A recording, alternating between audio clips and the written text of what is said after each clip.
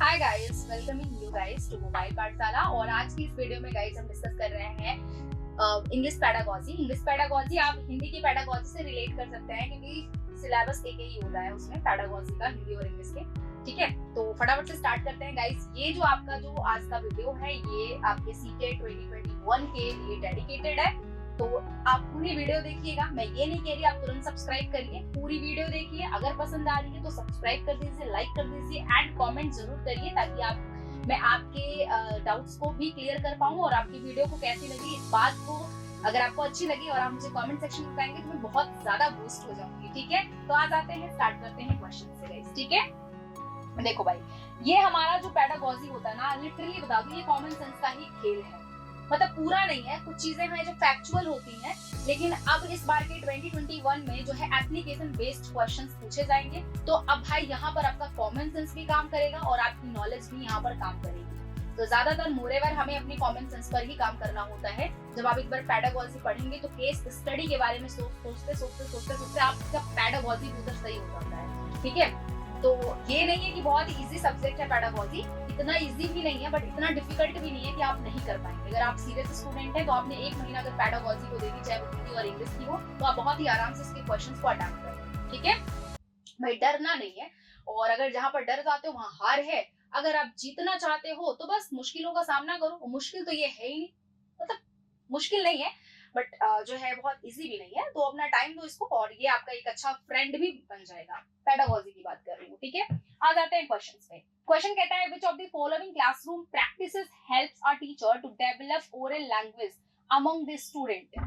मतलब स्टूडेंट के बीच में अगर हमें स्टूडेंट को कोई लैंग्वेज सिखानी है तो किस तरह की प्रैक्टिस से वो लैंग्वेज को बहुत अच्छे से सीख पाता है, किस प्रकार की प्रैक्टिस से। तो भाई आंसर जो आपका बनेगा वो बनेगा आपका C, practising the correct pronunciation of new और अनफैमिलियर वर्ड्स। यानी अनफैमिलियर का मतलब होता है अपरिचित। तो ऐसे वर्ड की प्रैक्टिस करें जिसको वो नहीं जानता है और जो उसके लिए क्या है, अपरिचित है, या ऐसे भी वर्ड्स की प्रैक्टिस करें जो डिफिकल्ट है। तो इस प्रकार की प्रैक्टिस करने से वो ओरली लैंग्वेज को क्या कर पाएगा, एक्वायर कर पाएगा। क्लियर इतनी बात। तो ओरली अगर हमें किसी भी लैंग्वेज को सीखना है, सो लैंग्वेज को मैं तुरंत ये नहीं कह रही आप डिफिकल्ट ही लेवल पर आप टच करें, नहीं, आपको जो आसान है, जो इजी है, उस लेवल को भी टच करते करते आपको आगे बढ़ना है। और आपको क्या करना है, करेक्ट प्रोनाउंसिएशन पर और साथ ही साथ न्यू और अनफैमिलियर वर्ड्स पर भी ध्यान देना है। Next, in a constructivist classroom, language learning would most importantly be based on constructivist का मतलब होता है रचनात्मक शिक्षण संस्थानों में जो लैंग्वेज जब सिखाई जाती है तो किस चीज पर वो बेस्ड होती है, मतलब किस चीज को हम जो है माध्यम मानते हैं इस प्रकार के क्लासरूम में, रचनात्मक क्लासरूम में लैंग्वेज को सिखाने का। तो भाई यहाँ पर जो आंसर होना चाहिए, क्या होना चाहिए, एक बार देख लेते हैं हम ऑप्शंस को। Minute observation and record of each child hand writing development. भाई लैंग्वेज सीखना है तो हैंड राइटिंग का यहाँ कोई लेना देना नहीं है। दूसरा कहता है correction of spelling errors and making sure that they are not repeated. आप स्पेलिंग एरर्स पर ध्यान देंगे तो ही आप किसी लैंग्वेज को सीख पाएंगे। Carefully completing the language syllabus and group discussion and peer interaction. भाई यहाँ पीयर इंटरेक्शन का मतलब होता है, ग्रुप डिस्कशन का मतलब होता है, अगर आप कोई लैंग्वेज सीख रहे हैं तो कोई लैंग्वेज सीख रहे हैं तो आप एक चीज क्या करते हैं, अपने आसपास की चीजों को ऑब्जर्व करते हैं, तभी वो लैंग्वेज आपको आ पाती है। जैसे बचपन में आपने हिंदी और जो भी आपका मदर टंग है आपने कैसे सीखा, आपने अपने आसपास लोगों को ऑब्जर्व किया, वो जिस तरह से लैंग्वेज बोलते गए वो आपने भी सीख लिया, एक्वायर कर लिया। तो जब भी ग्रुप डिस्कशन के थ्रू हम लैंग्वेज को सीखते हैं तो वो हमारा जो है कंस्ट्रक्टिविस्ट होता है, आई मीन कि हम वहां से बहुत सारी नई नई चीजों को सीख पाते हैं। ठीक है, तो यहाँ पर जो आंसर होगा इस क्वेश्चन का, कि कहता है क्वेश्चन कि in a constructivist classroom language learning would most importantly be based on group discussion and peer interaction पर बेस्ड होता है हमारा, यानी कि हम ग्रुप में बातचीत करने के बाद से नए लैंग्वेज को सीख पाएंगे। नेक्स्ट आ जाते हैं guys, as a language teacher which one of the following is most important for you regarding teaching of grammar. As a language teacher अगर आप जो है ग्रामर अपने बच्चों को पढ़ाना चाहते हैं तो आप क्या मेथड वहां पर यूज करेंगे जिससे बच्चों को अच्छे से ग्रामर आ जाए समझ में। तो वहां पर avoiding grammar rules, using functional approach, using grammar translation method या मेमोराइजिंग ग्रामर रूल्स। भाई हमें मतलब रटना नहीं है चीजों को, हमें फंक्शनल चीजों को पढ़ना है, मतलब वो कैसे फंक्शन होते हैं, कैसे उनका यूज किया जाता है। जब भी हम अपनी लैंग्वेज को, जैसे मान लिया मुझे हिंदी आती है, इंग्लिश नहीं आती है मुझे, तो मैं हिंदी बोल रही हूँ, अब यहाँ पर मुझे ये नहीं पता है ना कि मैंने बचपन से नहीं सीखा है कि मतलब बचपन में तो मुझे नहीं पता था ना कि लड़का है तो जाता है, लड़की है तो जाती है। ये मैं अब जाकर के पढ़ी कि हाँ, लड़का है तो जाता है, लड़की है तो जाती है, अब जाकर के पढ़ी। तो पहले क्या है, पहले आप चीजों को एज इट इज समझ लीजिए, फिर उनके रूल्स पर ध्यान दीजिए। तो फंक्शनल अप्रोच जो है हमारा इसी बात पर ध्यान देता है कि पहले आप फंक्शन को सीखिए कि ये जो आपका सेंटेंस, ये फंक्शन किस चीज के लिए कर रहा है, किस बात को बोलने के लिए हम इन सेंटेंसेस को यूज कर रहे हैं, और इसके बाद हम क्या क्या इसमें रूल्स को अप्लाई करते हैं। ये बात आपके लिए इंपॉर्टेंट है। क्लियर? आंसर क्या हो जाना है आपका? बी हो जाना है। और एक चीज ध्यान रखेंगे, जब भी पैडागोजी का क्वेश्चन आप लगाएंगे, जब भी पैडागोजी के क्वेश्चन सॉल्व करेंगे, कभी भी रटने पर फोकस नहीं करेंगे किसी भी चीज को लेकर के। यहाँ बात होती है कि आप एक्वायर कैसे करते हैं। रटना और एक्वायर करना अलग बात होता है। ठीक है, next. Which one of the following is a correct statement about our textbook? किताब से क्या हमारा लेना देना है, और यहाँ टेक्स्ट बुक को लेकर के कौन सा स्टेटमेंट अपनी सही तरीके से क्या कर रहा है, व्याख्या कर रहा है। आंसर करेंगे आप सभी। कहता है पहला option, a text book is the final thing for the teacher. अगर मैं बोलूं कि किसी टीचर को अपने बच्चे को पढ़ाना है तो क्या वही एक लास्ट मीडियम होगा? क्या टेक्स्ट बुक, क्या एक लास्ट मीडियम हमारा टेक्स्ट बुक है?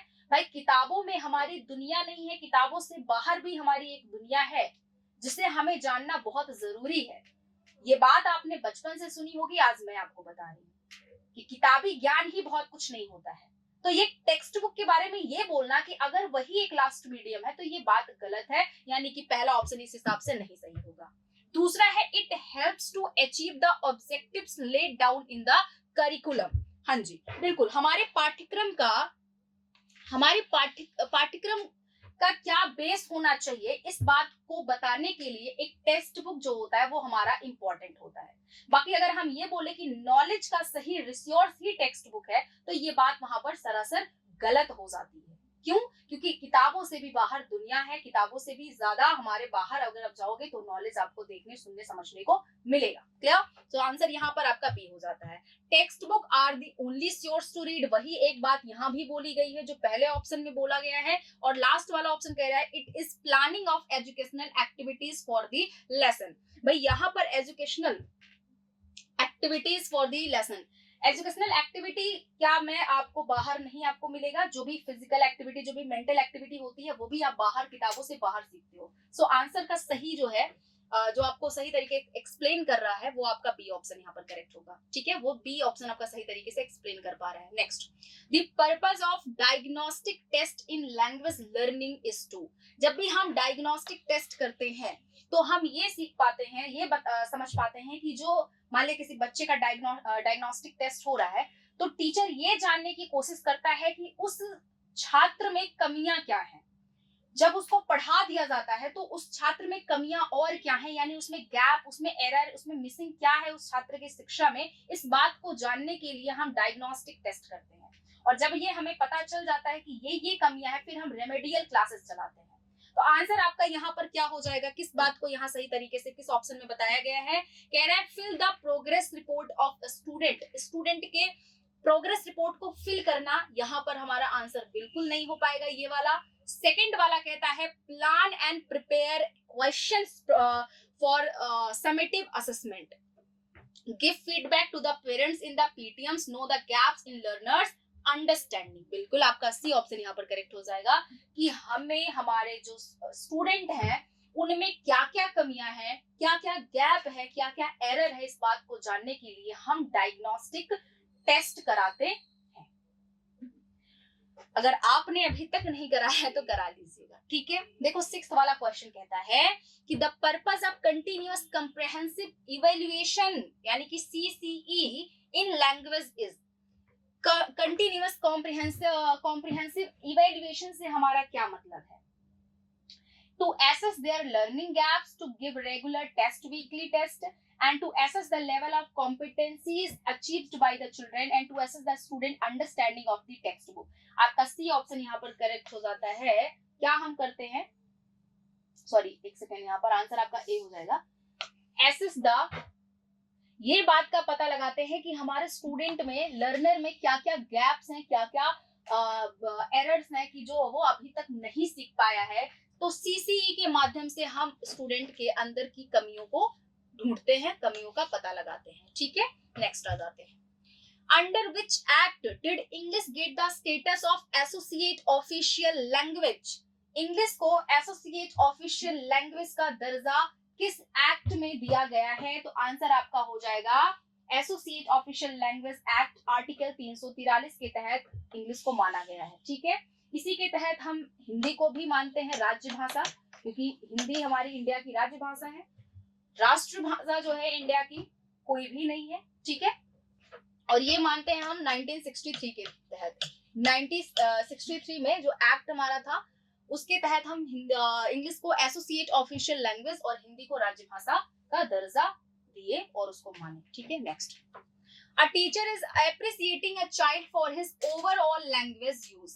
अगर कोई टीचर अपने स्टूडेंट के लैंग्वेज को एप्रिसिएट कर रही है, though some of the words were misspelled by him, the teacher is using।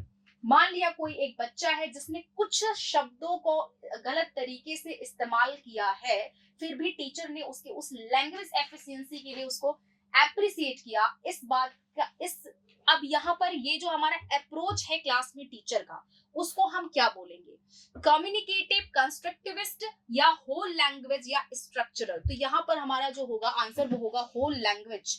भाई वहां पर बच्चे ने कंप्लीट लैंग्वेज को सही तरीके से बोला। अगर उसने कुछ शब्दों को मिस स्पेल्ड किया है तो लैंग्वेज उसको उसकी टीचर ने अप्रिसिएट किया इसके लिए भी। तो यहाँ पर उसने कंप्लीट तो बोला, अब उसके उसी मतलब उसका जो पहले से जो लैंग्वेज आती है उसको बेस मानकर उसको नई तरीके से लैंग्वेज को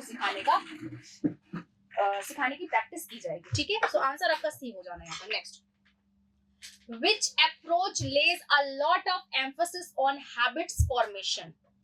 अगर हम कोई भी लैंग्वेज सीखना चाहते हैं तो भाई कौन सा अप्रोच हम फॉलो कर पाएंगे जिससे वो चीजें हमारी हैबिट में उतर जाए? हमको इंग्लिश नहीं आती है, इंग्लिश मुझे सीखना है। अब बताओ मैं कैसे सीख सकती हूँ? इंग्लिश मुझे सीखना है और मैं कैसे सीख सकती हूँ? इसके लिए गाइस हमें क्या करना होगा? हमें अपनी हैबिट में कुछ बातों को उतारना होगा। जैसे कि आप न्यूज़पेपर्स भी पढ़ सकते हैं इंग्लिश का, या इंग्लिश में फालतू कुछ भी बोल सकते हैं, या इंग्लिश के कुछ मूवीज कॉमेडी सीन्स भी देख सकते हैं। ठीक है, उनको देखने के बाद से आप अपने तरीके से उस लैंग्वेज में खुद से बात करना स्टार्ट कर दें। तो ऐसे कुछ तरीके हैं जिनको फॉलो करके आप सीख सकते हैं लैंग्वेज, है ना? तो यहाँ बताया गया है बिहेवियरिस्टिक अप्रोच। बिहेवियरिस्टिक का भी लेना देना हमारे हैबिट से होता है। आंसर क्या हो जाएगा? बी हो जाएगा। ठीक है, जैसे मान लिया हिंदी आपने सीखा, कैसे सीखा? आपके आसपास के लोग हिंदी में बात करते थे, आपने हिंदी सीख लिया, वैसे ही आपका इंग्लिश होता है। अगर आप इंग्लिश सीखना चाहते हैं तो आपके सराउंडेड ऐसा कोई भी इंसान नहीं है जो इंग्लिश में बात करता हो, तो आपको क्या करना है? अपना एनवायरमेंट इंग्लिश वाला बनाना है। अगर बैठ के हिंदी की कॉमेडी देख रहे हो तो बैठ के इंग्लिश की कॉमेडी देखना स्टार्ट कर दो, इंग्लिश की मूवीज देखना स्टार्ट कर दो, कुछ दोस्तों से इंग्लिश में वैसे ही बात करना स्टार्ट कर दो, खुद इंग्लिश में कुछ लिखना स्टार्ट कर दो, शीशे के सामने बोलना स्टार्ट कर दो, अपने थॉट्स को, अपने माइंड में जो आपके आइडियाज आ रहे हैं उनको इंग्लिश में एक्सप्रेस करना स्टार्ट कर दो। ये ऐसे कुछ मीडियम है, ऐसे कुछ बिहेवियरिस्टिक अप्रोच है जिनके थ्रू आपको इंग्लिश आ सकती है। अपने आप को वीक नहीं समझना चाहिए। तो ये तो मैंने एक्स्ट्रा आपको बता दिया। खैर आंसर जो होगा आपका वो होगा बिहेवियरिस्टिक अप्रोच होगा। क्लियर? ओके, सो 10th क्वेश्चन कहता है in the context of theory of multiple intelligence which one of the following intelligence is related to language? Multiple theory of language, multiple यानी कई प्रकार के भाषाओं की बात की गई है। तो लिंग्विस्टिक आपका यहाँ पर आंसर हो जाएगा, लिंग्विस्टिक वर्बल इंटेलिजेंस। ठीक है, कई प्रकार के भाषाविद को मतलब आपको अगर कई प्रकार के लैंग्वेज का ज्ञान है तो आपका ये जो है इंटेलिजेंस किससे रिलेटेड है? तो ये आपका रिलेटेड है linguistic verbal intelligence. Clear? Next, banishing mother tongue. आपने अपने मदर टंग को बिल्कुल अलग कर दिया है, सेपरेट कर दिया है। In the classroom is the characteristics feature of dash method. अगर आपने अपने मदर टंग का बिल्कुल भी अपने लैंग्वेज में यूज नहीं किया है तो इस प्रकार के जो है मेथड को हम क्या बोलते हैं? भाई डायरेक्ट मेथड आपका आंसर हो जाएगा। जब भी हम अपने मदर टंग का यूज ना करके कोई लैंग्वेज सीखते हैं तो वो हमारा डायरेक्ट मेथड होता है, जहां पर हम सीखने वाले लैंग्वेज को टारगेट मान करके चलते हैं। ठीक है, next, dash deals with the level of meaning in language. भाई मीनिंग्स हमारा सेमेंटिक्स होता है, सिमेंटिक्स के थ्रू हम लैंग्वेज की मीनिंग्स का पता लगाते हैं, या भी कोई भी वर्ड की मीनिंग जाननी होती है तो वो सिमेंटिक्स के तहत आता है, ठीक है। यहाँ पर कैलोकेशन का मतलब होता है कि बातचीत में हमारा जो वर्ड है कॉलिविकियल है या नहीं है। सिंटैक्स आपका स्ट्रक्चर से रिलेटेड है, सिंटैक्स आपके लैंग्वेज के स्ट्रक्चर से रिलेटेड है, clear. Next, a Hindi speaking teacher posted in a primary school which is in the area Punjab. अगर एक हिंदी की टीचर को पंजाब में ट्रांसफर, हिंदी की टीचर का पंजाब में ट्रांसफर हो जाता है और उसको पंजाबी समझ नहीं आती है, तो अब वो कैसे किसी बच्चे को नॉलेज इंपार्ट कर पाएगी, उसके लिए काफी डिफिकल्ट हो जाएगा। बट क्या वो मीडियम यूज कर सकती है वहां के लैंग्वेज को सीखने के लिए, ताकि वो बच्चों को उसी लैंग्वेज में सिखा पाए। क्या होना चाहिए, motivate the community to learn Hindi as it is a national official language. क्या वो टीचर अपने जो है मोटिवेट करेगी, अपने कम्युनिटी को मोटिवेट करेगी ताकि वो भी हिंदी बोलना स्टार्ट कर दे क्योंकि उसको हिंदी आती है। Communicate in English as it difficult for him to understand their local dialect. Use the child language as a resource and start teaching. Answer हो जाएगा आपका सी, कि वो चाइल्ड के लैंग्वेज को एक रिसोर्स मानकर उससे समझने की कोशिश करेगी एंड देन वो स्टार्ट करेगी पढ़ाना। Next, while designing a working activity for a language class language class, a teacher should most importantly focus on। अगर हम क्या कर रहे हैं, अगर हम डिजाइन कर रहे हैं लैंग्वेज क्लासरूम का, तो किस बात को टीचर का काफी ध्यान देना पड़ता है। Giving clear instruction for the task, providing all the necessary vocabulary required for the task, assigning an authentic piece of writing task, choosing a topic from their surrounding।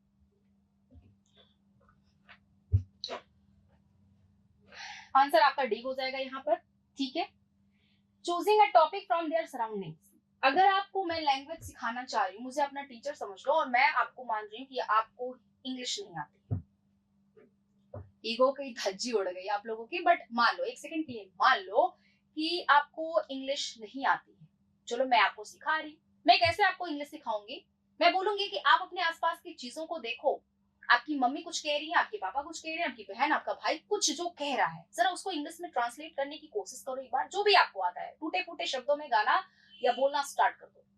धीरे धीरे 1 महीने 2 महीने बाद जब यही काम आप करने लगेंगे, धीरे धीरे सीखने लगेंगे, आप धीरे धीरे कुछ ना कुछ वहां से सीखना स्टार्ट कर देंगे।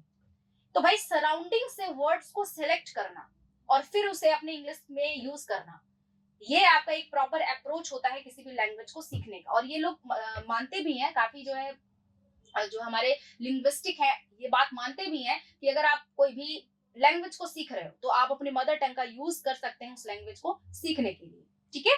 चलिए आ जाते हैं नेक्स्ट, तो आंसर आपका डी हो जाएगा। Next, some children do not have exposure to English outside the classroom, so the teacher's proficiency in spoken English essential because। अगर कोई भी बच्चा जिसका माहौल बिल्कुल इंग्लिश वाला नहीं है, स्कूल से घर जाता है, लोग हिंदी में बात करते हैं, भोजपुरी में बात करते हैं, अब लड़के को हिंदी इंग्लिश कैसे आए, कैसे वो सीखेगा, तो वहां पर उसका क्या मेथड उसको फॉलो करना चाहिए। इसमें टीचर की क्या अपनी एक भूमिका होती है इस बात के लिए। तो स्टूडेंट्स कैन इमिटेट, स्टूडेंट सीख सकता है, इमिटेट नकल कर सकता है, प्रैक्टिस कर सकता है, drill the statements of sentences used by the teacher. वो अपने टीचर का नकल करके जो भी क्लासरूम में टीचर ने जिन भी सेंटेंसेस का यूज किया है उस बात की प्रैक्टिस वो कर सकता है अपने घर पे, और इस तरह से वो लैंग्वेज को सीख सकता है। Clear. Next, the study of how combine to from phrases combine to from clauses and clauses join to make sentences is known as syntax।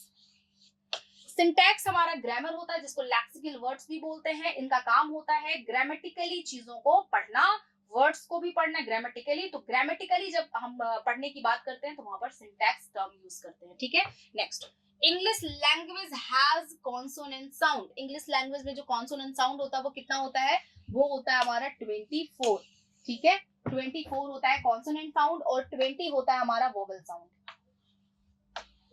20 हमारा वोवेल साउंड होता है और 24 हमारा कॉन्सोनेंट साउंड होता है। आंसर आपका यहाँ पर क्या हो जाएगा, 24 हो जाएगा। यहाँ आप मान के चलो कि जो 21 हमारे कॉन्सोनेंट होते हैं वो हमारे 24 साउंड्स निकालते हैं, 24 साउंड्स उसमें होते हैं, और जो हमारा 5 जो वोवेल होता है उसमें हमारे 20 साउंड्स होते हैं, ठीक है। सो आंसर यहाँ पर 24 हो जाएगा। Next, according to national curriculum framework 2005 के अकॉर्डिंग अगर देखें तो इंग्लिश में इंडिया को माना गया है एक ग्लोबल लैंग्वेज माना गया है। क्या माना गया है? ग्लोबल लैंग्वेज माना गया। लेकिन अगर बात यहाँ ऑब्जर्वेशन की हुई होती, तो ये क्या हो जाता? ये हमारा हो जाता second language of India. Next, so 19 question कहता है a teacher divides the class in A small group. Teacher ने क्लास को एक छोटे से ग्रुप में डिवाइड किया, मतलब ग्रुप्स में उसने डिवाइड किया और कहा कि discuss and present their views. आप डिस्कस करिए और अपने व्यूज को, अपने विचारों को प्रेजेंट करिए किसके ऊपर? सेफ एनवायरनमेंट के ऊपर। Students are free to plan and present their choices and creativity. Students को पूरी चॉइस दी गई, फ्री कर दिया गया कि आपको जो दिमाग में आता है, जो भी कलेक्शन कर पाते हो आप चीजों का, आप करो और आप उससे जो है अपने व्यूज अपने क्या करो? रिप्रेजेंट करो, ठीक है। The teacher is facilitating them as and when required. Teacher भी साथ ही साथ उनको फैसिलिटेट करती रही, उनकी मदद करती रही। अब इस प्रकार का जो करिकुलम होता है, इसको हम क्या बोलते हैं? जो मेथड हमारा, इसको हम बोलते हैं कंस्ट्रक्टिविस्ट अप्रोच बोलते हैं, ठीक है, जिसमें हम रचनात्मक तरीके से कुछ सीखने का कोशिश कर रहे हैं, ठीक है। Next, a teacher of class 4th brought some interesting books and distributed them among the students. Then she said, today let's have fun and read these books for our pleasure. Teacher ने क्या किया? Teacher ने जो है book ली और मतलब बच्चों को बताया कि आप प्लेजर के लिए, यानी कि कॉमिक की कोई भी बुक रही होगी, और टीचर ने बताया कि चलो आज मजे लेकर के इस बुक को हम पढ़ते हैं। तो जब मजे लेने के लिए जब हम पढ़ाई करते हैं ना, उसको एक्सटेंसिव रीडिंग बोलते हैं। और जब भी हम ज्ञान के लिए, यानी कि चीजों को हमें रटना है, पढ़ना है, इससे हमें ये चीजें पता करनी है, तो उसको हम इंटेंसिव रीडिंग कहते हैं।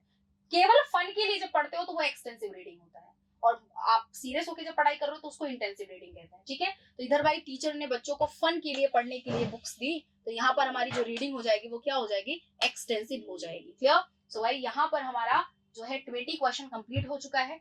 वीडियो पसंद आ रही है, लाइक शेयर एंड सब्सक्राइब बनता है आपका। कैसी वीडियो लगी? आपके कमेंट्स भी हमारे लिए काफी ज्यादा बूस्टिंग का काम करेंगे। सो प्लीज एक बार अपने कमेंट्स भी दे हमको, क्या डाउट है ये भी बताएं, और पसंद आएगी वीडियो तो लाइक शेयर एंड सब्सक्राइब जरूर करिएगा। Thank you so much, bye bye and take care.